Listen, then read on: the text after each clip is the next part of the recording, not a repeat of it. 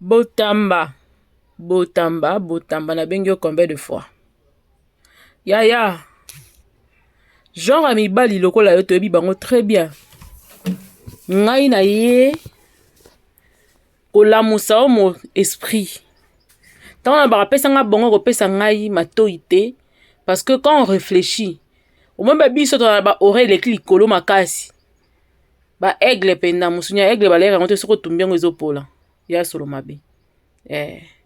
Babiso okobeta nga kisambeti toleka no kendenge wana esimba te Carmela ndao ndeko ezana ba genre ya ba garçon moko bazala aboy nga de na zala victime ba genre biloko na yebi yango très bien mobali moko boye aza kutu marié o wana zala ki marié pendant officiellement na alliance alingi nga tanto sa ba stage na peut-être na ba 20 quelques années, peut-être 2010, na ba 20 quelques années, na qui pena kindendi quoi. Obi que na boyi tonton wana azua numéro tellement il pas moi chef moi mouké na ici quand okena ko la stage na radio wana dont je t'ai le nom pour aujourd'hui.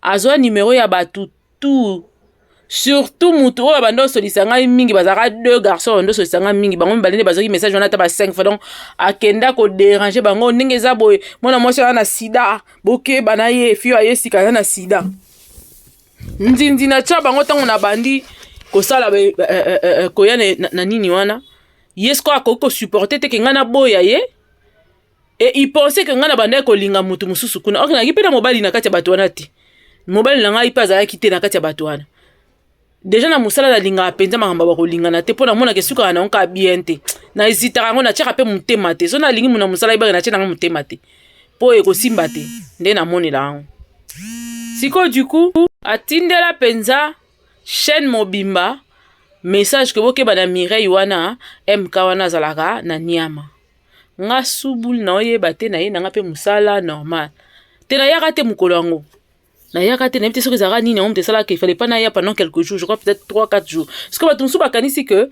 ndenge secret na nge bimi et coïncider kaka ndenge secret na nge bimi on a kibi musala or que c'était pas ça or que ngana zaki na makamo la banda ça je crois que na préparer des voyages ba époque wana na préparer déjà voyage na nga na ngina soki passeport soki lo nini moko sko zaki proche na nga mingi abengi nga na téléphone bisinga Mireille yaka mata na pigeon siko bi ke pigeon za centre ba biloko bela ba chaîne na mata wana alaksanga message bi ke na poste na kine sengo ni songa na kanti so lo ni on to préparer so émission nini et tout ça là parce que koleka nga liboso na radio message na pesa na bi ke ba na plateau zalaka Adolphe Domingue ngeza à l'époque plutôt message na nga wana on a lekisa ka wana ndé na pesi bambote ku grand frère na sara ngo kwa sonnerie grand frère na pa tshaka ngo sonnerie na yoka nkele ya TV ya media na degré ke na kimara na media na bina osala so na media te poso ki ba 12 ezalaka boy nga na kokate abandi ko calmer nga non moi je te connais très bien tu es une fille bien et tout ça na c'est siko na mto ça asombi simi ya sika po sala bongo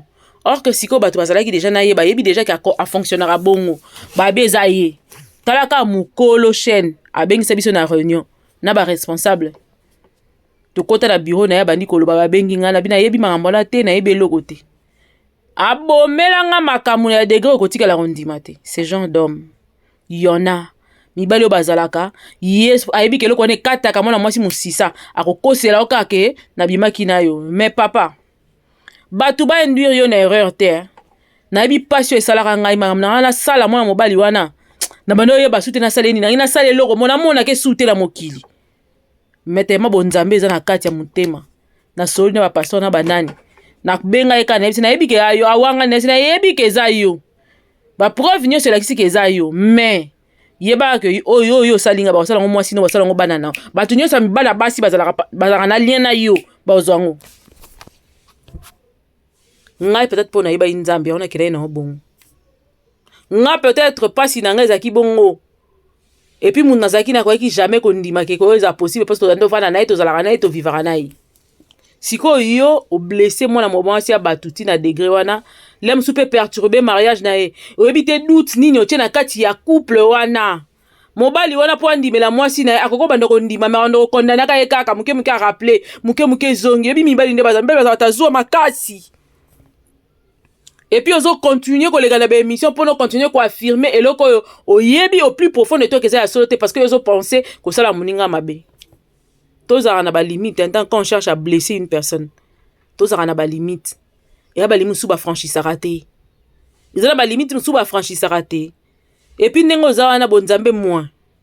Kocha na eliki ya mabe na mabe sala ebotara jamais. Babi que moi Belzebul a koko délivrer Belzebul te. Po yo olonga na makambo yo. A part nzambe za eloko te. Osengi mona mwasi na pardon, oluki nzambe. Sora oboya ko pardonner ko tala yesi ko. Ok peno sengi pena pardon. Ka nengo zo sambuse na kazeta batu. Senga pardon. Luka nzela mususu. Tika comportement oyo. Parce que j'ai suivi des filles. Ata ba 5 filles déjà. Bazo ko loba même chose. Misusu ba loba kutu ke obosa na bango. Aruna uti olela na kombo na yo. Plein de filles. Bazo loba ka ke yo ceux qui vont penser kaka mbote ya pamba et si c'est tout un problème pour la personne qui t'a salué.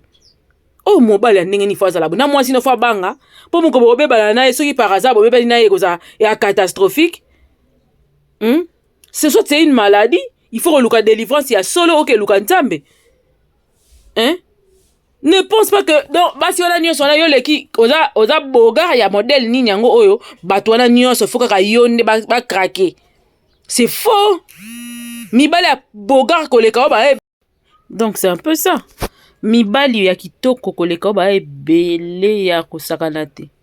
T'es pas si beau que ceux qui ndenge ni nyango wana. Ndenge zo ngomi faire très important. Donc yo linko cibler ba se ba tukaka pour détruire amité mana bango papa so basi basangani 5 10 ba ndi kolele na kombo na yo. Il y a des conséquences qui tombent toujours. Et celle-ci est partie encore plus loin, bien qu'elle a peut-être kondima méthode nae de ferté. Mais accueilli pendant musika, faut mon akazaki zoke azaki akozoko plus profond d'elle. Voilà pourquoi elle a réagi comme ça. Oui, puis sur Rosana muta au côté là, témoin, ça te dit acte sexuel ça entre deux personnes. Ce que bossela ngo mutu mo ka bossala ki le bossala ki honte. Ce que mi tout na mutu est-ce ngam na bossani na bibi tellement na bato belé que na yo basute to mutu opena vraiment est-ce que tu peux sortir avec une personne au bossana ngo et ko ça la matin? Et une personne qui est devant toi qui confirme, il passe même dans des émissions audio comme vidéo pour dire que non, bobima na ye. Na sakana na ina ndako neta mbali na ndo zalate. D'abord tu es un mauvais mari, tu es un mauvais parce que même Bible est d'accord te mutu alinga mwasi ya muninga.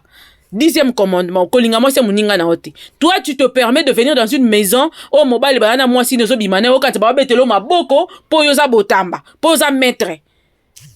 Tout ça rien moko na esprit, tout ça rien moko bateau ba réfléchir. Sinon ça n'a pas de sens. Ça n'a pas de sens du tout.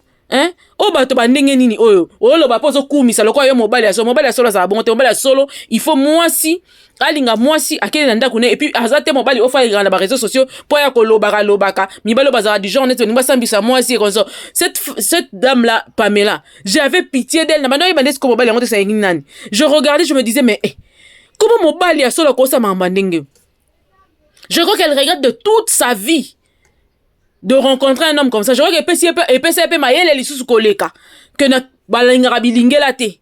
Sero moni mutu ataza na forme boaza lokola mutu. Poza na bana mibali mususu o moni na forme bien na zu mobali. Mais sero bani ko fanda na comportement na manière de faire na ye. Oko yina mibali ya moko yoki posa ko bale silio. Ozo ra su posa mibali te. Pozo tala mutu degré ya bassesse degré ya légèreté azanango de yazo kanisa ke soka beti lisoto ke ngana liaki après orotala pe bola musu pe na ba système ngo pa ane peta atena azana confortable ti mais mibali ya balinga ko bilobela pona nini même si obimaki na ye est-ce que tu étais obligé de venir faire ce que toi tu as fait de passer à la télévision et dire n'importe quoi. Mibali a solo baby mapena basi a solo pena ba bengi mobali comme homme avec grand H. A ko se permettre té en aucun cas. Peu importe ça la moi si nga linga qui était. A ko le mater la télévision pendant ko bala moi si boy. Ngai mobali nyonso na bima na ye na ko ya te na TV na ko dénigrer son deni jamais. Jamais. Que pendant ça l'émission ka rapona ye té. Et ça la maté. Peu importe ma beno structure ko le gars. Mais na moi appelle ko ba mettre ndem bazara pena na comportement wana.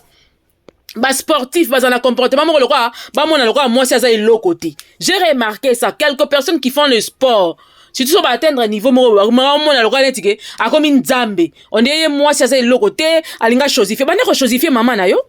Ba na chosifier. Bon ba na chosifier ba maman na bino parce que moi si on a chosifier, a ndenge moko na maman na yo, na comportement na ndenge ko bota mona na ndenge ya ba mamatela ki po bota yo. Vous oubliez ça? Hein, vous oubliez ça pour dénigrer une femme? Bobo ça n'a rien pour dénigrer moi si ko sa makambo ko to kiti na ndaku na ye o sali na ye nyonso ko sala na kati ya ndako mobali na ye et vous voyez combien vous blessez cet homme boyebi neni ozo panza couple wana et même si c'était vrai que c'était salemaki yo en tant que mutu normal quelle image tu te donnes pour na moi si oza na ye pour na famille na yo pour na famille ya moi si na yo pour na ba bono mona que donc yo ningo zana oza genre ya mibali moko boye so batikele pe bana mususu na famille ya moi si no ko lire bango après yo robeta lisolo.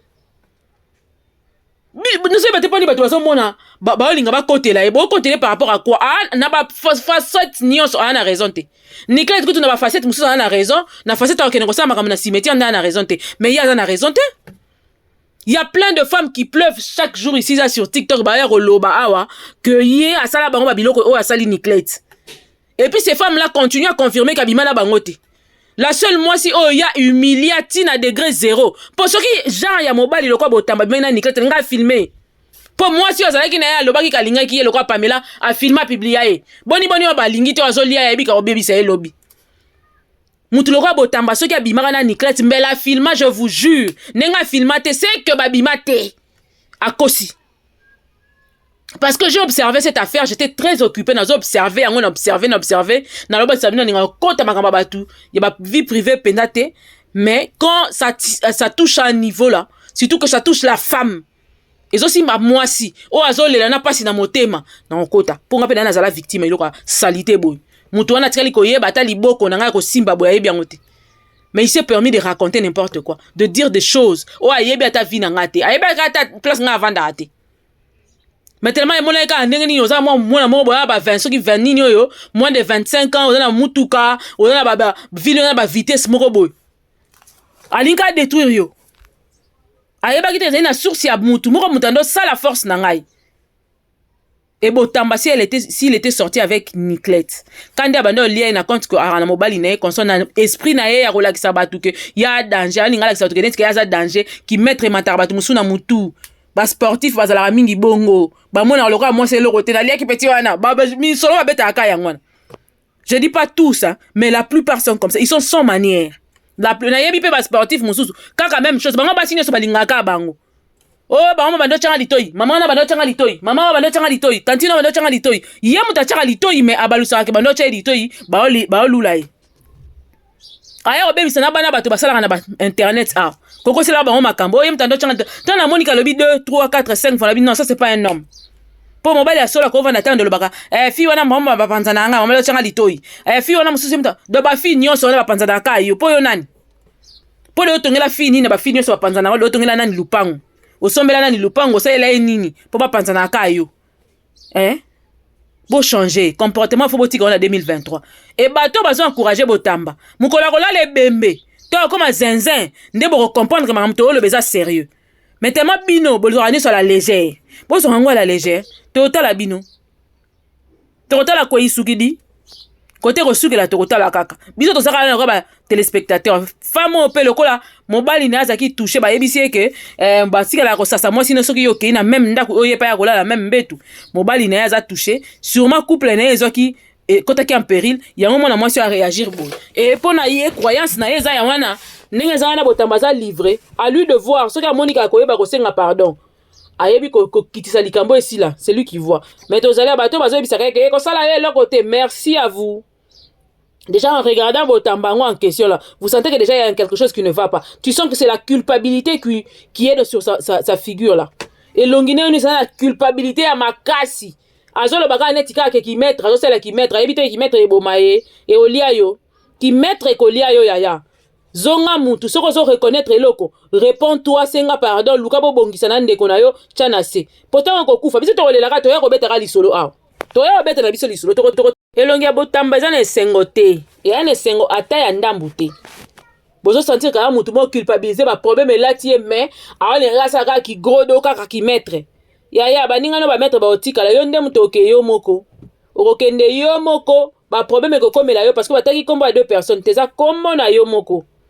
Prends conscience osakana sakana na basi okosela bango makambo osala bango bongo ngai naza sûr que botamba na comportement na ye ba maître bazala nango na ba maître belé ba na même comportement que botamba bomoni ya est-ce que na moi excès ba miso bazala lié momi afandi sko azotala ayebi kalingi na émotionnel ta sakani na ye après est-ce que bani ko faire chanter bazala ka bongo ebele bazala na ata moi si alinga ete yo ka yo ba ye mtalinga kinga pendant que c'est lui qui a commencé par kocha moi émotionnel itoyi bo changer comportement et là ma bé moi si soka kangeli obu ezala kitoko te ndoki moi si abikisaka te boyebi oyebi da jola te boyebi yango te ke tout na ba oyebisa yo moko na osepela ma niklete asali te mais mona alinga na mona la finalité des choses mona alinga mona la finalité ndenge eza bras de fer kote oyo lobi boye oyo alobi boye tokende siko na ebande tokende kaka totala kote kokoma nganga po adélivrer yo fo yo pozala innocent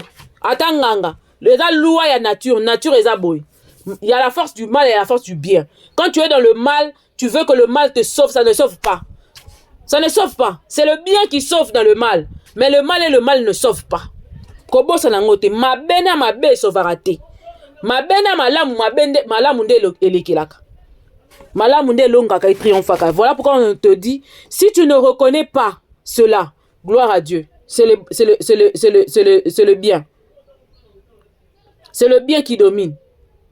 Mais si tu reconnais que tu as fait ça, c'est le mal qui domine. Le mal et le mal ne peut pas te sauver.